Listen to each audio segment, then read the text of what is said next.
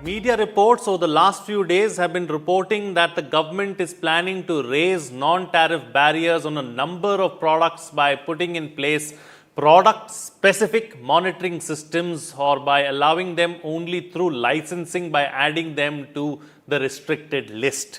Financial dailies have been reporting that various ministries, including Commerce, Finance, along with the line ministries, are discussing the plan, and a series of meetings are taking place in view of Prime Minister Narendra Modi's call for Atmanirbhar Bharat, which would mean reduce import dependency and boost local manufacturing.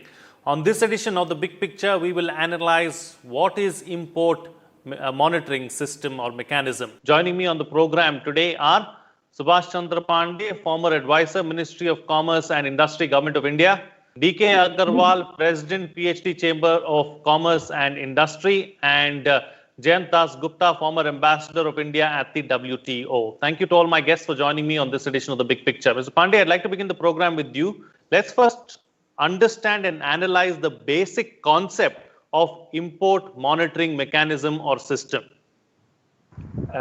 You see, under Foreign Trade Development and Regulation Act 1992, the Director General Foreign Trade in the Ministry of Commerce, Department of Commerce, is the nodal authority to notify the regime for regulating imports and exports. From time to time, they come out with exempt policies. The last policy was for 2015 to 20, which from 1st April has been extended by 1 year. So under this policy, all the goods are classified into 8-digit Indian trade classification harmonized system codes, of which the first 6 digits are international classification and the last 2 are India specific further classification. So for each of these 8-digit codes, the imports are free unless put in this specifically in 3 categories: restricted, requiring imports, or canalized, means import only through designated agencies, or prohibited altogether, banned.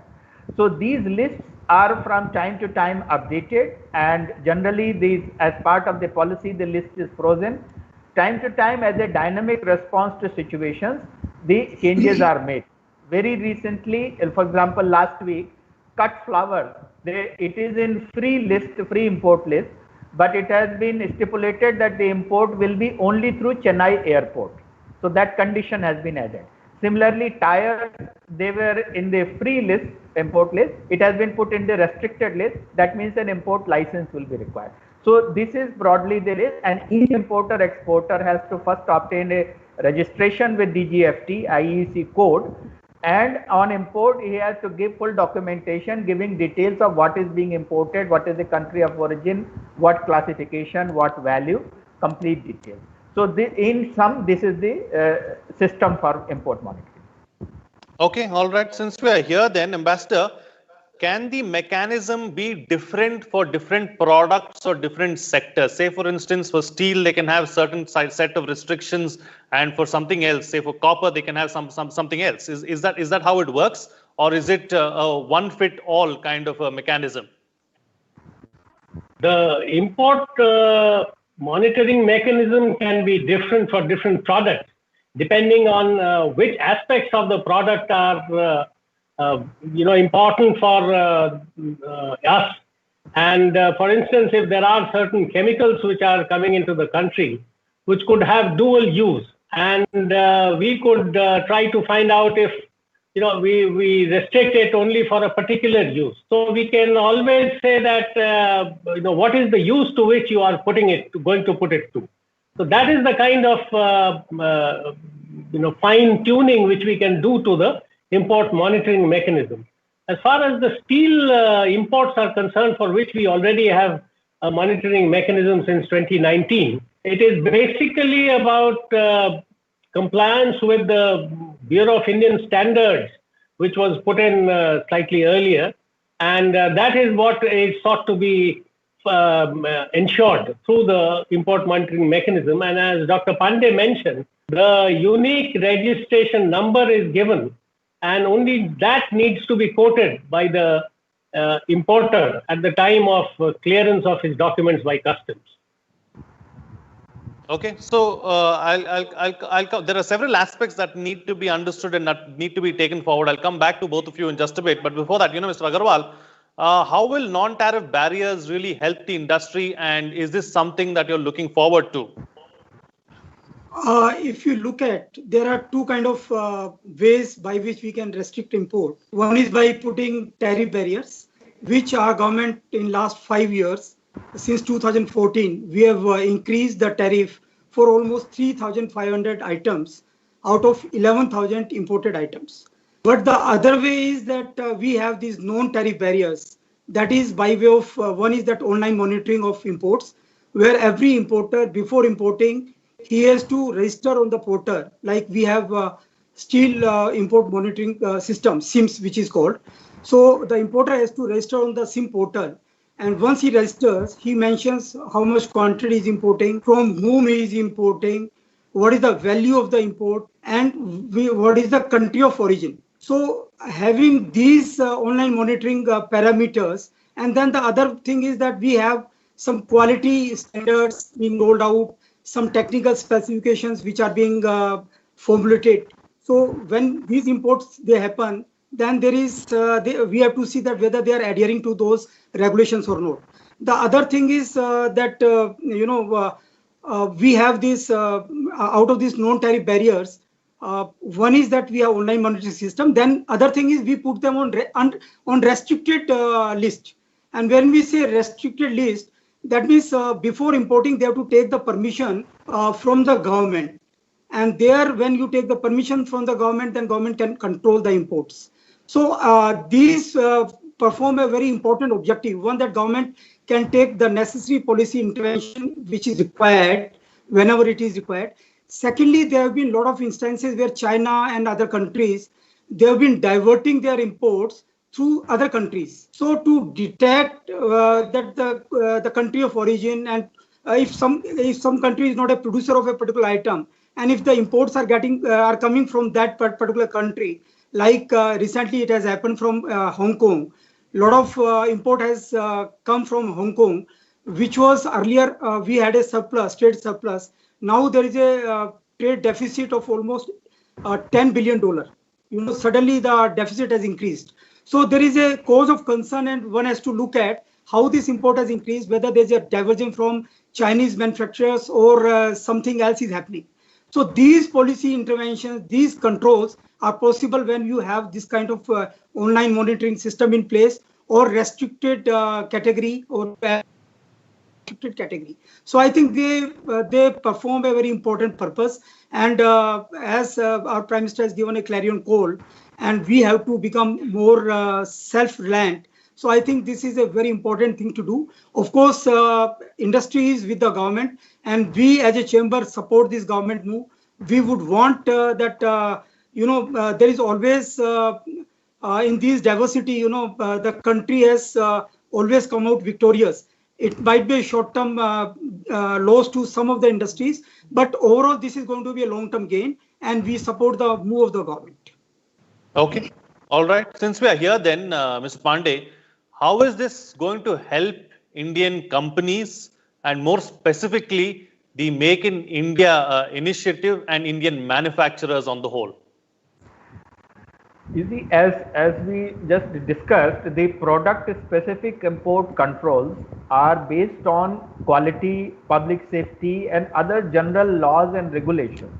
The idea is not to discriminate between imported product and domestic product. If a certain product is considered to meet certain quality specifications, certain standards and specifications, those standards apply equally to domestically manufactured goods as well as imported.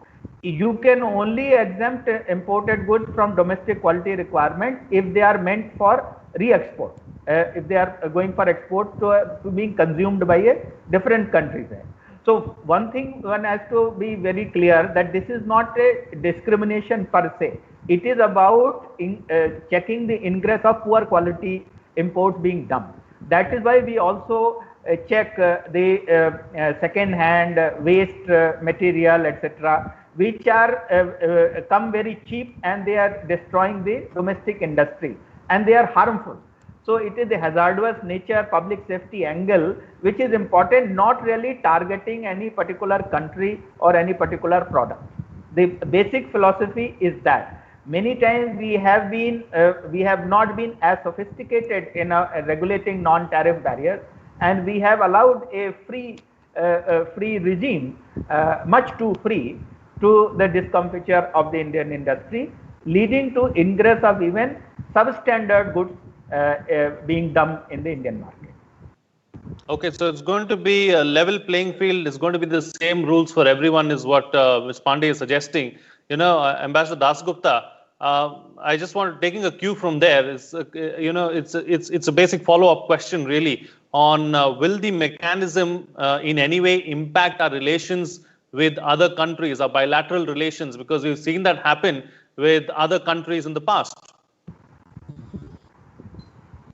Trade forms a very important part of the bilateral relations with other countries. And if it is going to get affected seriously because of the import mechanism that we put in place, or the licensing procedures that we put in place, then there could be a fallout of that.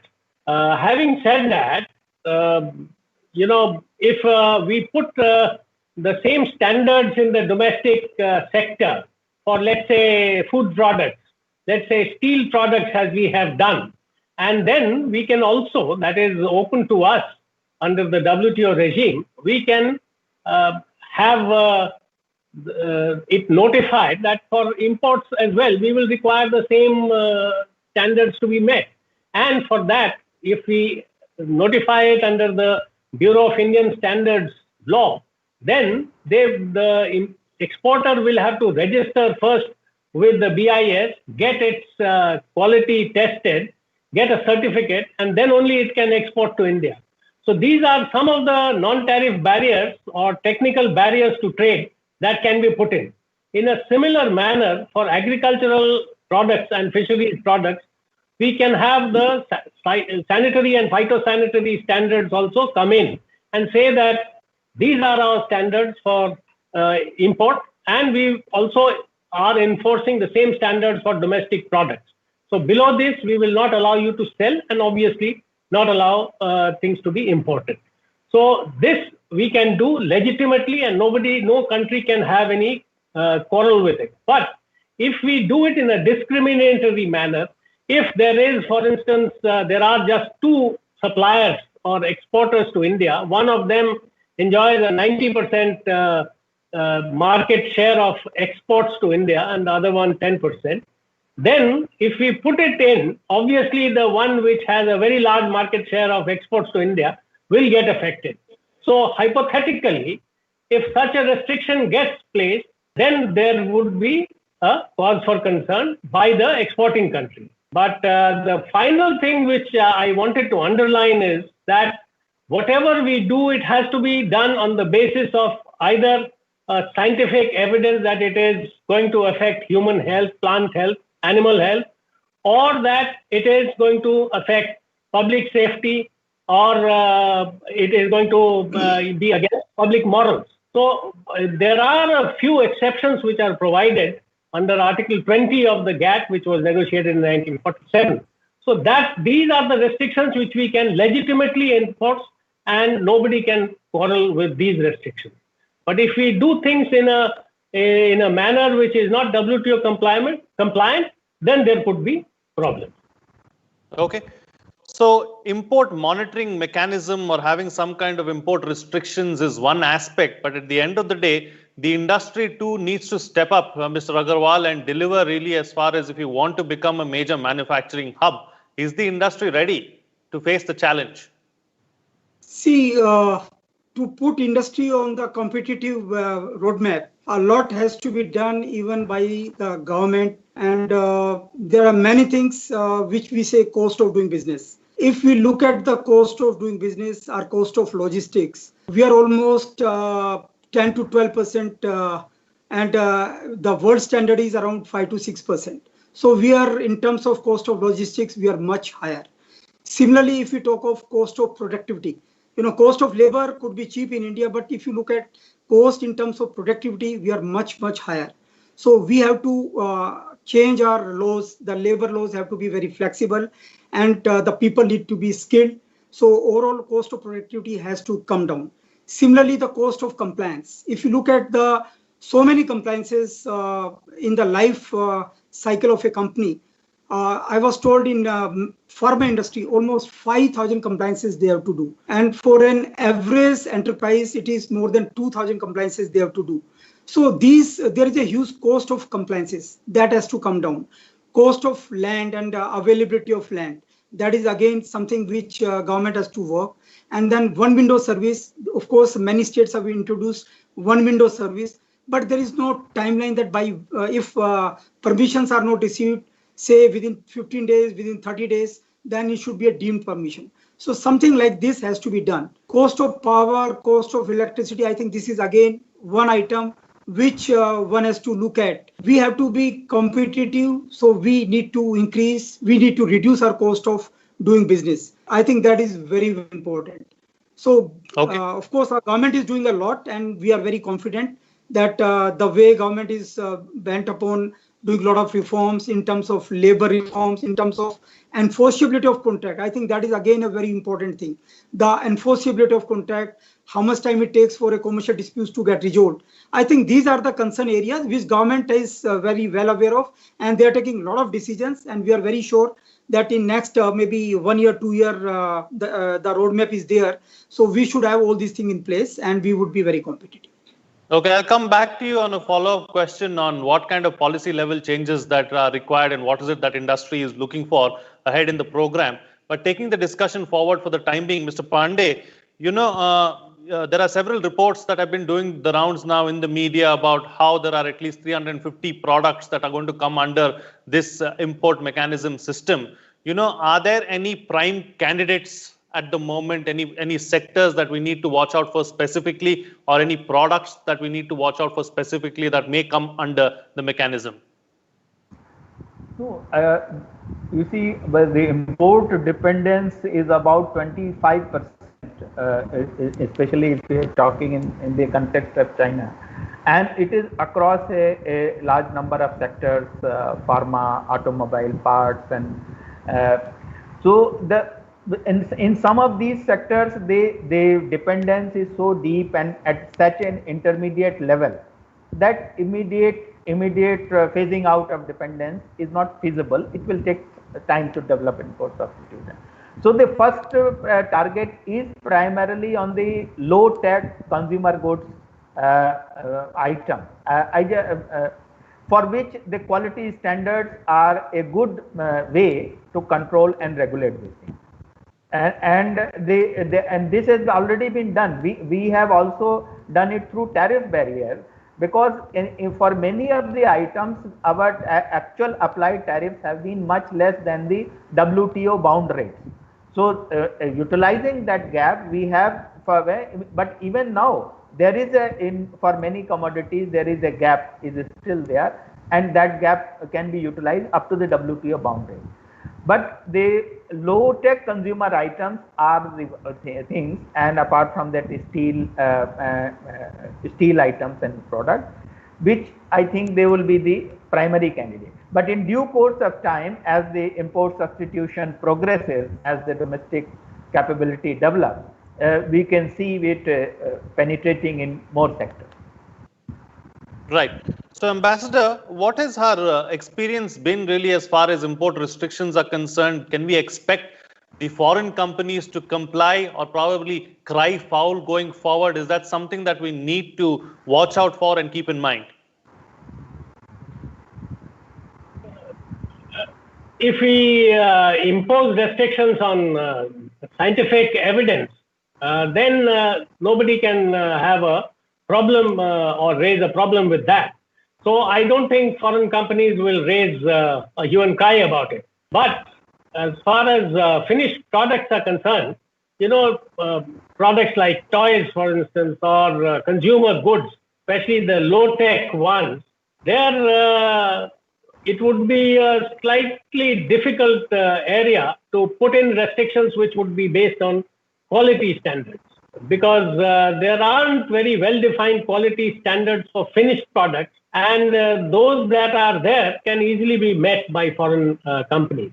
So there would be a problem about imposing unilateral measures which are not based on, as I mentioned, the general exceptions of the WTO, and then sustaining that if it comes to a dispute. The experience of having import substitution going forward has been a mixed one. As Mr. Agarwal mentioned, we need to do a lot of things domestically to enable an industry to be set up and to then compete on a global basis. Because ultimately, it is not the domestic manufacturing sector and the market alone that will determine whether an industry survives or not. It will survive only if it is globally competitive. And for that, all the points that Mr. Agarwal mentioned will have to be taken into account, and the government will have to pick and choose, because it can't do everything for all the sectors at the same time. And one of the factors which I wanted to mention, which has perhaps been not mentioned hitherto, is that the cost of finance is very high in India, because the rate at which finance is available to set up an industry for working capital requirements, all these are much higher than the competing countries. And especially if you take China, the hidden subsidies that China offers through bank finance, through almost negligible prices for land, because land you can't really buy in China, it is given on 30-year lease normally, and the government takes it back once you shut down the industry. So and the electricity rates, these are the 3-4 things which are of major concern, and unless we help, and we have taken initiatives in 2 of these areas, electronics and pharma, through the production-linked incentive scheme. That, I feel, is the way to go.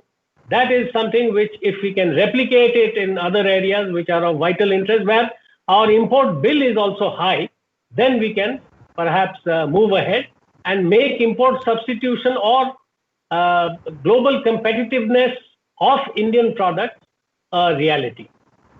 Absolutely. All right. So, Mr. Agarwal, what policy level changes or what kind of hand-holding does the industry need to see, or certain sections of industry need to see from the government if we have to take this push to the next level? I would say that land availability is one of the biggest issue. If somebody, say some foreign investor, they want to come to India, then if they approach any state, it takes almost a year to get the land with the required infrastructure. So if our state governments, if they can come forward with their land bank where all infrastructure is ready, I think that can be a big, I'll say, ease of doing business than people who want to invest into India, and we are looking for a lot of FDI. So that is, I think, the first thing. And the cost of acquiring the land, that is second, that even the cost has to be lower. And then there has to be no issue with the title. A lot of land reforms are to be done, the records are to be digitized. So all those things need to be in place. And secondly, as what China did, they created clusters. Like in India, we have more than 730 districts. So if you can look at the advantage of these districts, what is the core competence, what is the core strength, and if you can develop, say, for 1 or 2 products, we focus in each district, and we create clusters, industry clusters in those districts, and we create, common facilities in those clusters. Then every unit, because we have a lot of MSME, and we are a country with most of the MSMEs taking the country forward. So if you can have cluster-based, system where a lot of common facilities are being set up for those clusters, and they can take advantage of these common facilities, then their cost of production will also come down and their specialization would be there. So I think these are some of the things which, if done, and as Ambassador also pointed out, that the cost of capital, I forgot, and that is some of very important point. Still, there is a lot of scope in bringing down the cost of capital. Even today, if for an MSME, the cost of capital is very high. So that has to really come down to a very, at least 3 to 4% gap is still there. So unless until it comes to a level of actual availability to the MSME sector, if it is at the rate of 6 to 7%, only then we can think of making them a viable and competitive Right. from the world perspective. Okay. Time now to get quick closing remarks from all my panelists. I've got about 2 minutes left on the program. So very quickly and briefly, the best way forward, starting first with you, Mr. Pandey. The best way forward, I fully agree with Mr. Agarwal, is to further improve ease of doing and reduce cost of doing business. It is indeed very high and lot of work remains to be done. So I think without that in the medium term, none of these measures are going to be sustainable. So we need it latest by yesterday. Okay. All right. Ambassador. While the import monitoring mechanism can provide us with a lot of details about the precise kind of product that is being imported, so that we can start taking initiatives to manufacture those in India. For that, toward that end, it could be very useful. But it should not disrupt the supply chain of the domestic manufacturing industry, because it has also got interlinkages with exports. So that is something which we need to be very careful about whenever we put in an import monitoring mechanism. Second point is that we should not unnecessarily waste the time and put an interest burden on our importers by making it cumbersome and time consuming. So we need to be very transparent, we need to be quick, and there has to be an automaticity about licensing if we put in place a licensing mechanism for the imports of certain products. Okay. And Mr. Agarwal, close the show for us with your concluding remarks. COVID-19 has given us an, I'll say, unprecedented opportunity where a lot of companies are thinking of moving out of China, moving their production facilities out of China. So India should seize this opportunity, and I will say India has the capacity, the bandwidth, and the wherewithal. So I'm sure that this is a golden opportunity for us to become a world power. Okay. All right. On that note, then I'll call it a wrap on this edition of The Big Picture. Thank you to all my guests for joining me on the program and putting things into perspective for us. What's coming out of this discussion is that if a level playing field is provided and decisions are taken in a scientific way, then no one should have problems with it. And we have to have globally competitive industries and products. We need to have the right cost of finance and the right kind of capital is also what the panelists are suggesting. Another issue that